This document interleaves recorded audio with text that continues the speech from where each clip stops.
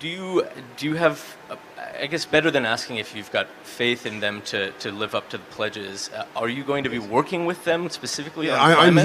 I'm here as purely I'm a foot soldier and spear carrier of the Conservative. I'm here in a purely supportive role, and to remind everybody remind the world of what we did at Glasgow, which I think was fantastic, and I'm genuinely proud of it. I think it was groundbreaking. I think the Glasgow Climate Pact was a great achievement, and I know that the present government also understands that and wants to take it forward. I appreciate that you're here in a supportive role. I dare say myself and others imagine that it's also been a bit of an instigating role.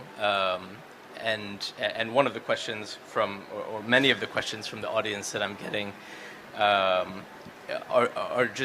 born out of curiosity of, were you worried when you initially heard that the current Prime Minister was not planning on attending it, especially after your hosting of this conference last year? Look, the PM's here, and I'm glad he's here. He's made an outstanding speech the other day. I think he's on absolutely the right lines. I'm here basically to make the key point I've made to you, which is I think that the risk is that some people will go weak and wobbly on net zero. We can't have that. And also just to remind everybody of the spirit of Glasgow, which, as I say, I propose to incarnate before you today. Have you been to Glasgow? I've never been to Glasgow. Weren't you at Glasgow? I wasn't there, but my ancestors are from Glasgow. Is that right? Yes. Fantastic. Yeah. You look like you could be a kind of Glaswegian. Yeah, definitely. Well, now I'm a mutt. Yeah. Yeah. You're a what? I'm a mutt of many different things. Yeah, me too. Yeah. Well, I guess I want to ask you about, I guess more of kind of an emotional question or personal question about all of this. I mean, you've been expressing quite a bit of optimism, and it seems like the spirit of Glasgow to you is one of optimism.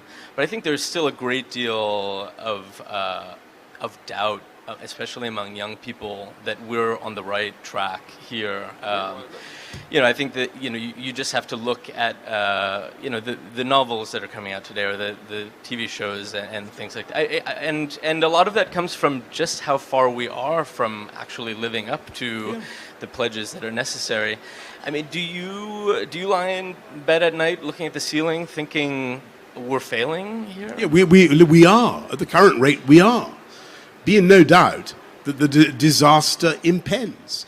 And I've got this thing is real, and you can see the effects of it around the world.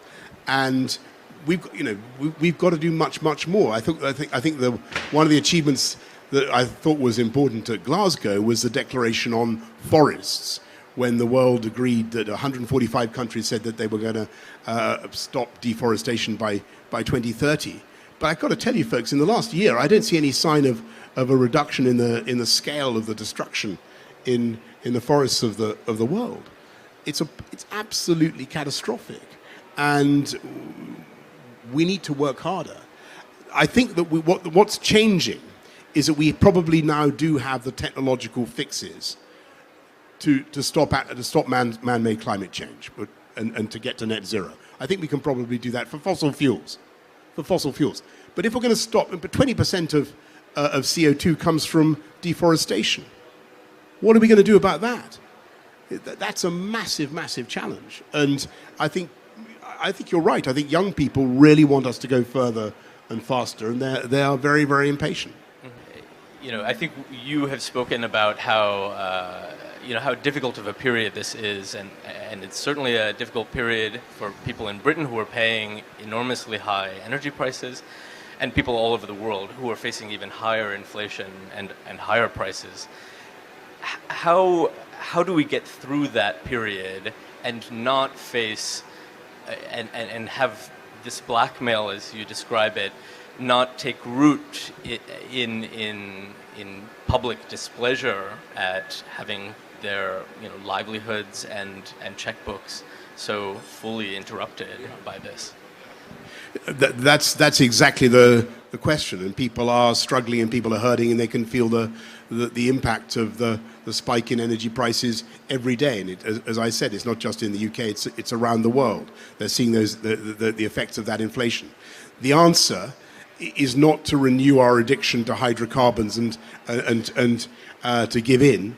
The answer is and that's why I'm here. The answer is to accelerate the adoption of green solutions, and that's why we're going for 50 gigawatts of wind in the UK. I mean, that's a colossal amount. By the way, we only need about 100 gigawatts of electricity a day anyway. So 50 gigawatts is a huge amount of wind power to be building. 25 gigawatts of nuclear we're going for, as I said earlier.